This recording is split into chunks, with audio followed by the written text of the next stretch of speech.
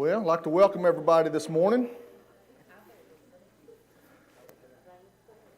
I'll be teaching this morning, and I don't mean to disappoint anybody. So there's another class. There's another class. If you wouldn't hurt my feelings at all if you got up and ran out.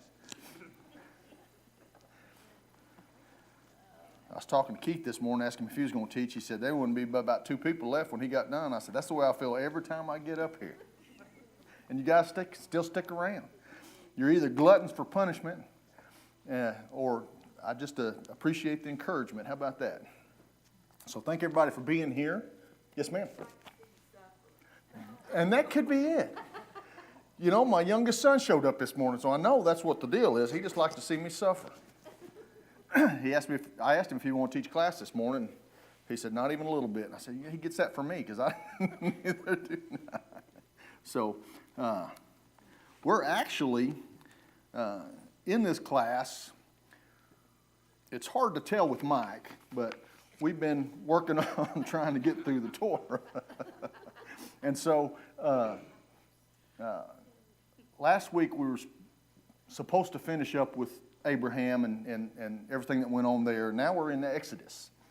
And so we're going to go a little bit, just, I don't know, Mike said he gave me 2, this is just one of them.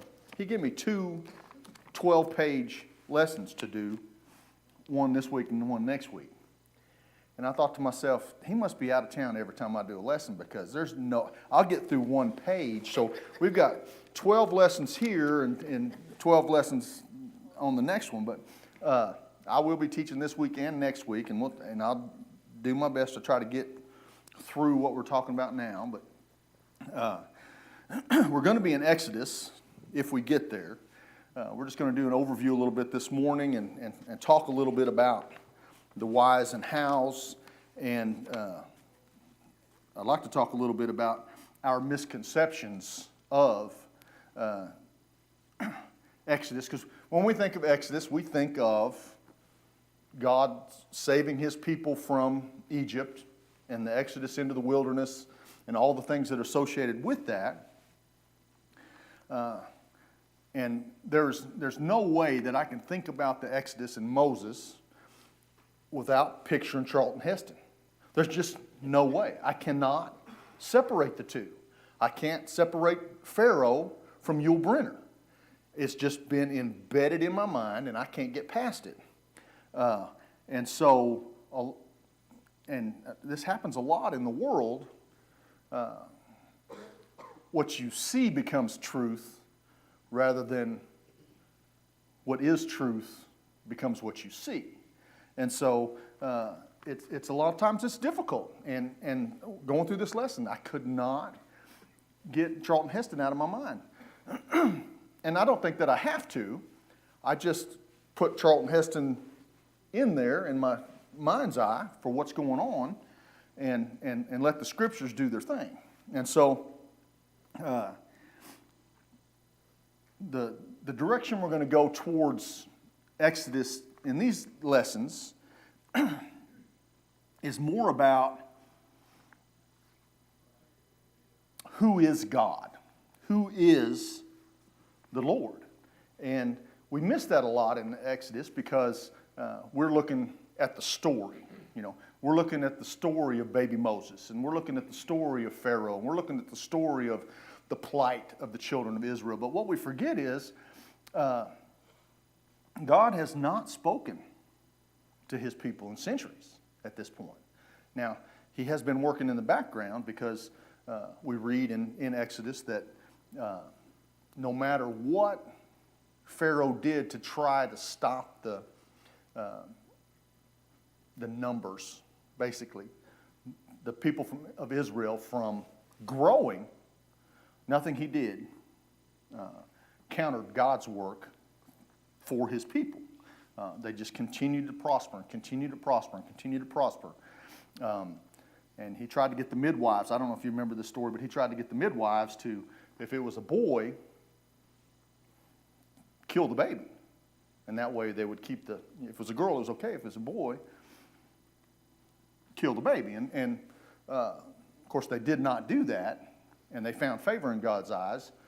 Pharaoh asked them what was going on, and they just said, you know what, these women, they're not like Egyptian women. They have them babies just, we don't even get there in time, and they're having these babies. And so God was in the background helping them prosper. So basically, we're going to look at Exodus, and we'll see that Exodus is about knowing God through personal experience. Okay, knowing God through personal experience, and it centers on God's relationship as the Lord. You know, because He's actually named in Exodus. He gives us His name. He tells Moses, but and His personal interaction with His people. And we're going to talk about when He meets Moses in the burning bush, God's glory filling the tabernacle, and what the tabernacle was all about, and what that was for. And we find that in Exodus, God is always taking the initiative as far as taking care of His people. He reveals Himself through His Word, through His all the miraculous signs and all the things that we know that happened during the beginning of the Exodus from Egypt, and through signs and wonders. And He shows us and gives us a bright picture, a bright understanding of like His most significant attributes, the things that are most significant about God. His sovereign majesty, His holiness, His power, His signs and wonders, His awesome glory, His righteousness, His compassion. We find all these things in Exodus in His dealings with both the Egyptians and the Israelites. And so as we travel through Exodus in the coming weeks, and I say coming weeks because, like I said, there's just no way. It's just not going to happen. So as we travel through Exodus, we'll see those things. We'll just see the things that God wants us to see. We'll see the things that He wanted the Israelites to see. And we'll clarify some of the things from Charlton Heston's portrayal of Moses and the Ten Commandments and the whole thing. You know, the whole spectacle that was the Ten Commandments on TV. And it still is. Every year they still show it every year on TV, and it's just a spectacle. And we'll try to debunk some of the myths and try to focus on some of the things that actually happened. And I couldn't help but as I was reading through this, and I was going back and forth with Charlton Heston and the Ten Commandments. I like movies. I like all kinds of movies. I like the stories. I like, the action. I like the intrigue. I like all of those things about movies. But if it's a movie based on a book, I want to read the book first. Okay? I definitely want to read the book first. Now, sometimes it angers me. No, it doesn't anger me, but I find myself being drawn away from the movie because of the book. Okay, and I could name several instances, but there's a couple that I want to talk about. There's a couple that came to mind while I was doing this study that just some of it is casting. Some of the casting is just not right. Okay, there's a Clancy moving book out called Clear and Present Danger. Okay, now in the book, in his books, he has a character goes through the books, and this character is a spook. And for those of you who don't know, that's just a CIA guy that's just behind the scenes, and he's taking care of business behind the scenes and doing all those kind of things. And he was in several of the books and movies. And he's described in great detail, and that's the one thing about Clancy, he describes things in great detail. And he's described in great detail as tall, muscular, thin, best looking guy on the beach, dark skinned, could pass for Latino, all of these things that Clancy brings your mind to see, okay? And in the movie, and I got nothing against this guy, but in the movie, they cast Willem Dafoe. Does anybody know who Willem Dafoe is? Okay, well, he's not tall, and he's not handsome, and he's not muscular, and he's not Latino, and he's not dark. And the polar opposite of what I was expecting from the book in the movie is what I got. And it's been years, and I'm still talking about it. So it got to me some way. I don't know how, but it just got in its way. And so casting can be a problem, okay? And so I don't want Exodus to have a casting problem with Charlton Heston, okay? Charlton Heston played a good Moses. He had all the accolades for playing a good Moses. It wasn't accurate, but that wasn't Charlton Heston's fault. So we're gonna redeem him from that, okay? We're gonna go and we'll go over that, okay? There was another book that was made into a movie that could be one of my favorite books. And I don't know how you guys do books, but when I find a book that I like, when I go on vacation, that's the book I take. And I've read it a lot, cover to cover, a lot. I know what's going to happen. I read it anyway, okay? In the scriptures, I know what's going to happen. I've read it before. I read it anyway. If you're reading for the story itself, I know what's going to happen, and I read it anyway. When the movie came out, and I'm not going to say anything about the movie or whatever, casting was a problem. Timing was a problem. They combined multiple characters into individual characters. That was a big problem. It was just a basic storyline. Okay, the basic storyline was similar, and that's what I can give you. Okay, just like the Ten Commandments, the basic storyline in Charlton Heston's Ten Commandments is similar, and we'll just leave it at that. So as we go through Exodus, it's okay to picture Charlton Heston as Moses, and it's okay to picture Yul Brynner as the Pharaoh, okay? But let's put them in the scriptures correctly so we have a better view of what was actually happening and why, okay? Now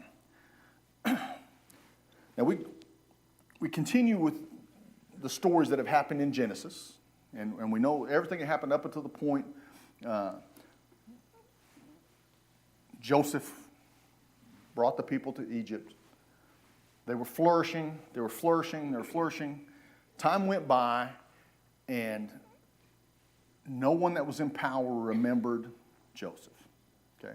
And that's where we're at this point, okay? We forget all that, but Joseph actually saved Egypt through God's providence. God saved Egypt. Joseph voiced how it was going to happen, okay? And so we're at a point where they have forgotten who Joseph was, okay? And we've talked a lot in Mike's class about names and relationships and how the Israelites were begat from.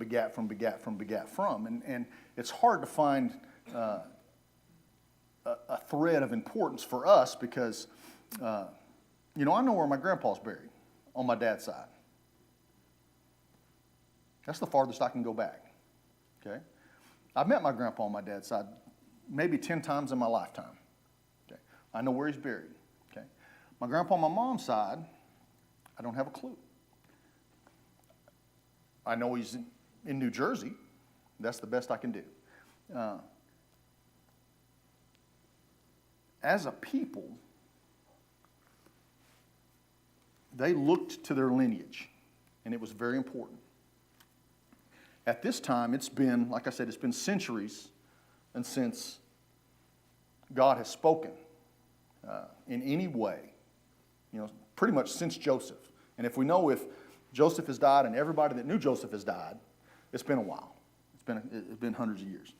But as we get started in Exodus, it becomes more about knowing God again, okay? Because with Joseph, God was front and center with everything that was going on, okay? As the Israelites became enslaved, you don't find the relationship between God and his people, okay? And we find out later in Exodus why, and the reason was that so the world would know that he is God, that his people would know that he is God, that the Egyptians would know that he is God. And so they were suffering under their taskmasters, and they were crying out to God. And then along comes Moses, okay? During the time when the boys were being killed, his mama hid him for 3 months and then tossed him in the river. And then we all know the story. The Pharaoh's daughter found him, raised him, back and forth raised him between his mama.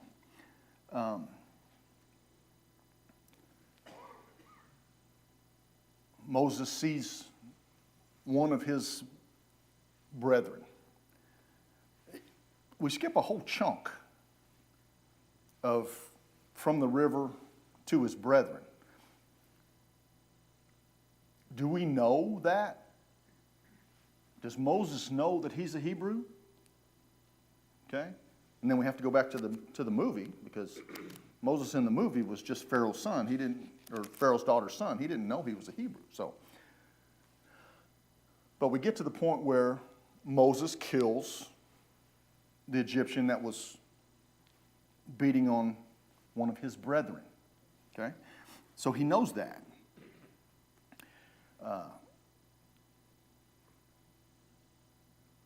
And then he comes back and he finds two of his brethren fighting. He said, "Why are you guys fighting?" He said, and they said, "Well, who are you to tell us? You just killed an Egyptian." So he knows he's in trouble. In the movie, Pharaoh kicks him out. In the book, he runs away to Midian. Okay?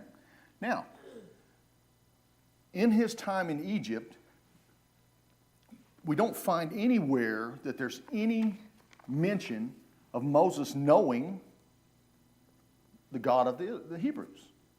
There's no mention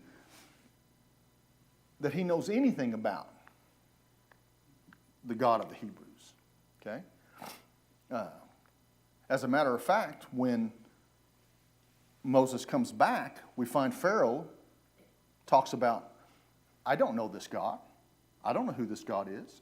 I've never heard of this Lord. Who am I to obey him?" Okay?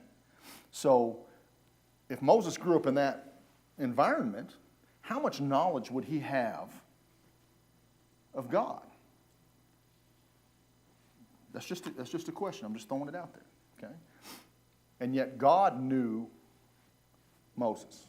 And that's the important aspect of what we find in Exodus. Okay?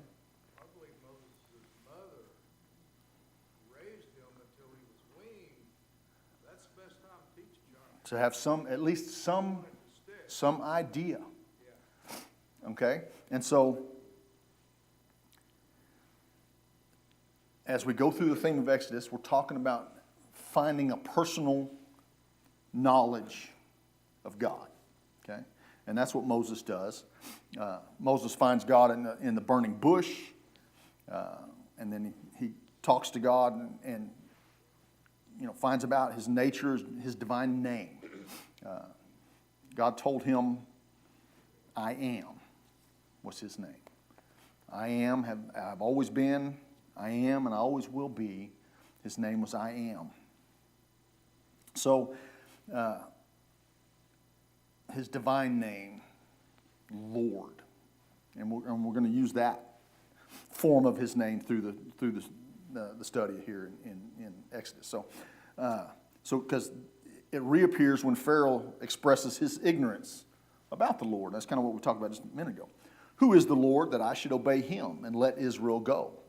I do not know the Lord, and I will not let Israel go. So then we got all the signs and the wonders that happen. And initially, in the beginning, God sends Moses to the elders of the Hebrews.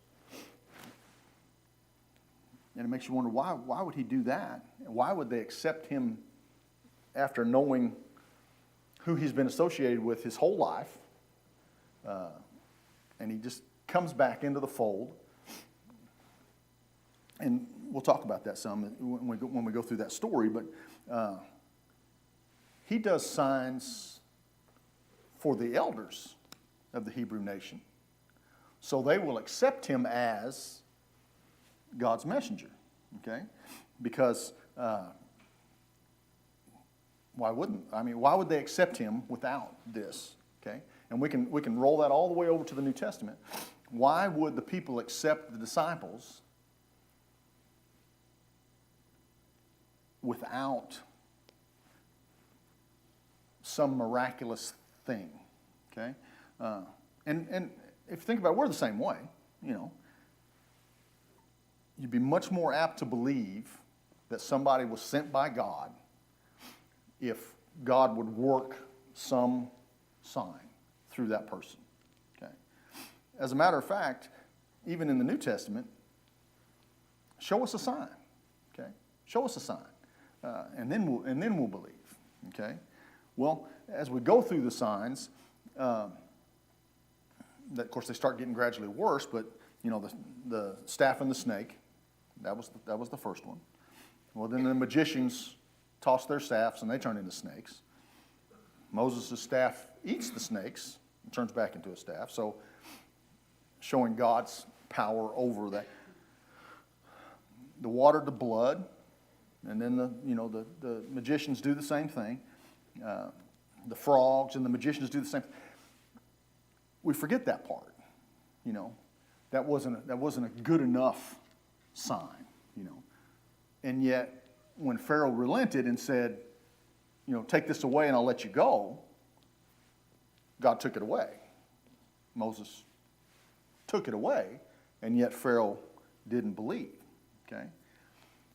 Knowing that, we come back to Jesus, and no matter what I do, you're not going to believe. Okay? Historically, mankind has a hard heart, will not believe. And so, you know, we can draw some correlation there that it's not about the signs and the wonders. Okay? It's about faith and personal acceptance and relationship with God. Okay? So, gradually, we'll call it gradually, the Egyptians start to believe that God is who he says he is. And then, of course, God lures Pharaoh and his army to their death in the Red Sea. And the expressed purpose is that Egypt will know that I am the Lord. Okay? That whole scenario worked itself out so that Egypt would know, and then obviously the known world at the time would know. And the reason I say that is everywhere the Israelites went, the people knew what had happened in Egypt and how God had saved them and went with them and God was with them. And so that I am the Lord. So in celebration, the Israelites worship God in a dynamic song of praise. And this is how we know through the scriptures that they had a knowledge of who he was, okay, through this song. Who among you, or who among the gods is like you, O Lord? Who is like you, majestic in holiness, awesome in glory, and working wonders. Okay? And so, as we go through Exodus, we'll find, as the relationships grow, it's based on all those attributes of God that have been silent for so many years in their vision. Okay, God has been working behind the scenes, like we talked about. Their livestock has grown. Their population has grown. Everything has just been flourishing in the land, and that's what scared the Egyptians to begin with. Okay, that's what enslaved the Hebrew people, the Israelites. Was the Egyptians got scared that if there was fixing to be a fight, that they would take the side of the enemy, they would overwhelm the Egyptians, and we find that in the time of Christ. Okay, Jesus had become so beloved in the community. What did the Sadducees and the Pharisees and everybody wanted him dead? Okay, because he was a threat to their existence as leaders and whatever it is that they were. They saw him as a threat. So Pharaoh sees the Egyptian people, and Pharaoh see the Hebrews as a threat. And you roll forward to Christ, and he's seen as a threat. God is seen as a threat. And so we learn a lot about the relationship of God and his people. Now, as we get into the later part of Exodus, we're going to be talking about the special relationship that God has with his people. Okay, it's not a matter of bringing them out. It's not a matter of punishing the Egyptians. It's not a matter of all the things, all the action, but it's just a matter of his relationship with the Israelites, his relationship with his people. And we'll be talking about the making of the covenant. Okay, and we know that's what we talked about covenants before. And also the construction of the tabernacle. Okay, and there's a lot of information regarding the construction and the purpose and the holiness of the tabernacle.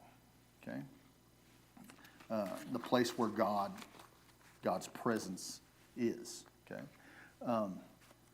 And reading through this, I had forgotten, and it's one of those things. I think I knew it, but I'm not sure if I knew that or not. But when they get to the mountain before the golden calf and all that nonsense goes on, and we're going to talk about some of that too. But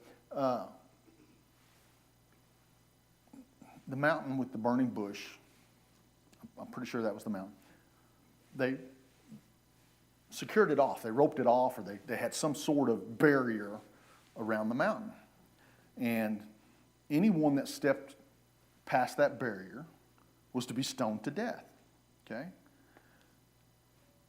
Including livestock, okay? That's important to remember. Including livestock. It was holy, not just for the Israelite people, not just for Moses, not just for the leaders, not just for... It was holy. And that means everybody and everything. Okay. And so when we think about holy, when I think about holy, I think about clean. I think about white, bright white. I think about an energy and a presence, and you know, that's where my mind's eye goes when I think of holy. When I think of at the tomb, the angels at the tomb that were bright as lightning, and so for me to become holy through the blood of Christ, I have to be able to see that in me, and as I go through my life, and as we go through our lives, nothing should come into that holy. We can't let the world into that holy, because it's designated. It's a designated area of God. I am a designated area of God, and I cannot allow anything of the world to come in, because it's holy. And if we kind of keep that in our mind, it makes it easier to keep those things away. Okay, it makes it easier to recognize things that are not holy, and what God has made holy is holy.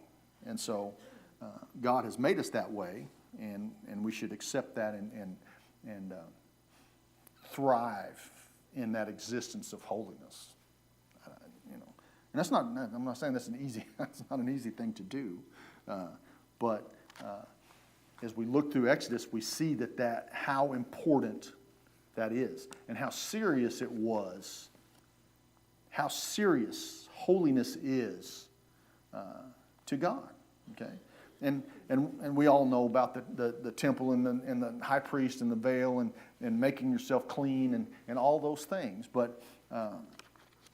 As we think about God revealing His holiness and giving us an understanding of what that means and what the punishment for defiling that is, it'll help us lead our lives a little different than what some of us do. So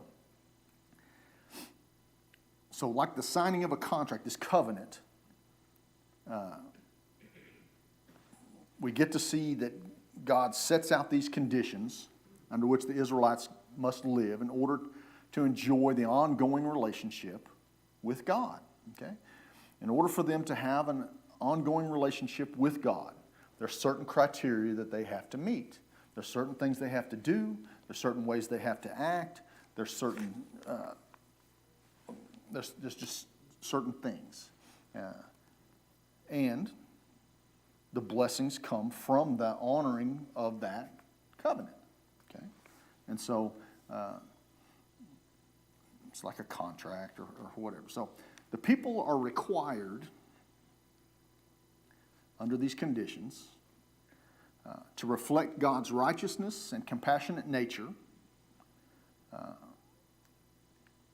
to reflect God if they're going to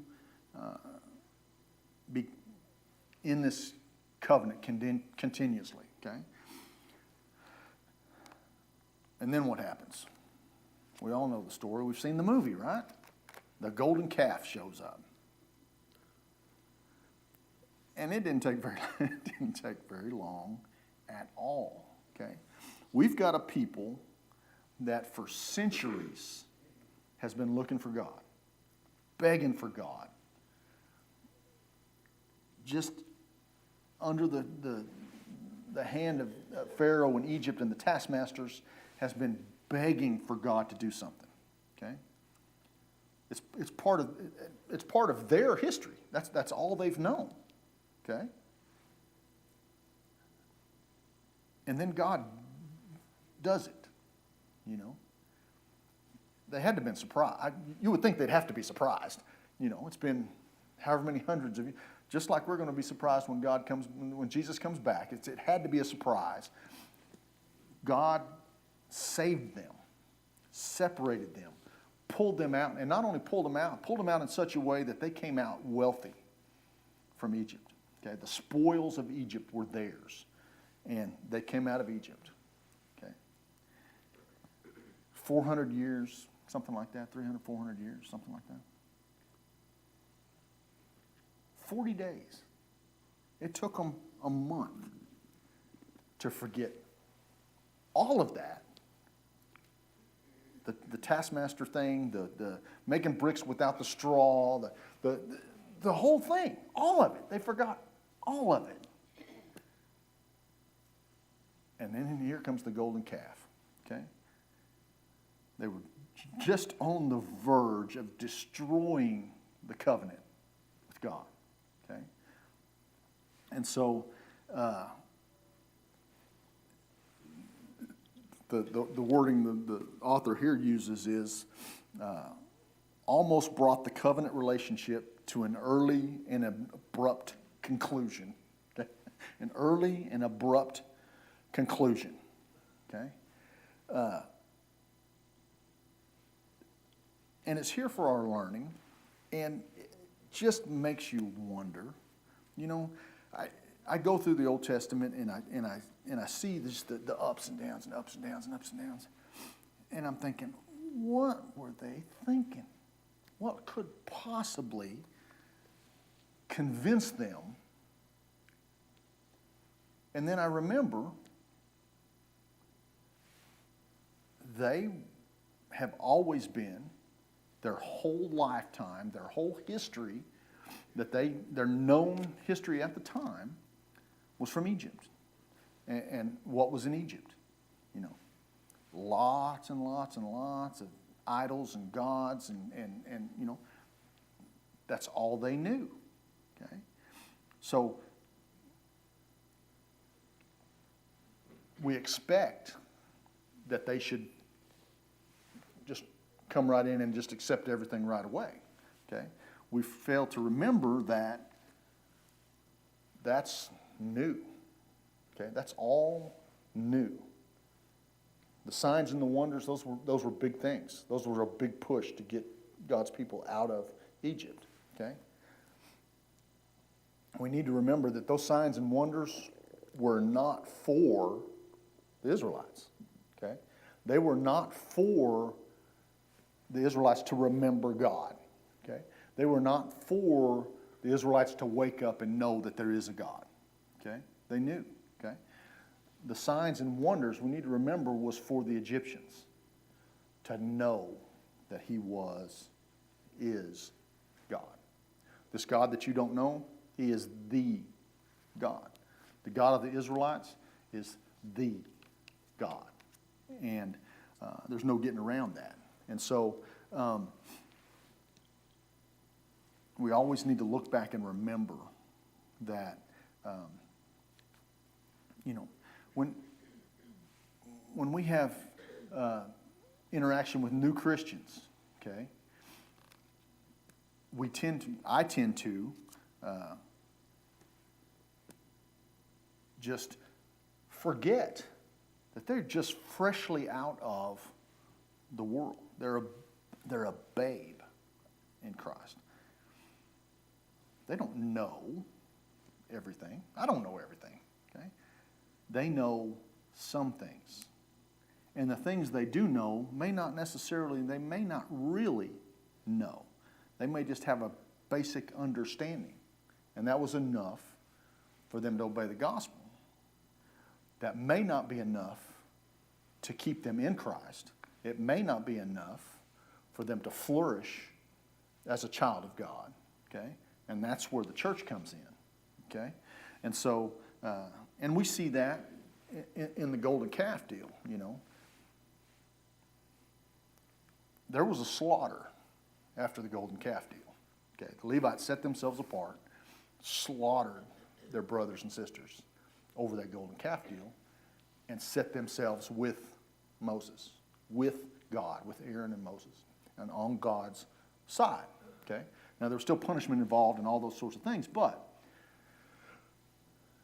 they positioned themselves with God. And we're going to talk about that. And this is just kind of an introduction because there's, you know, I've got a lot of pink ink, you know, and so it's just an introduction. So, and we'll go through it, but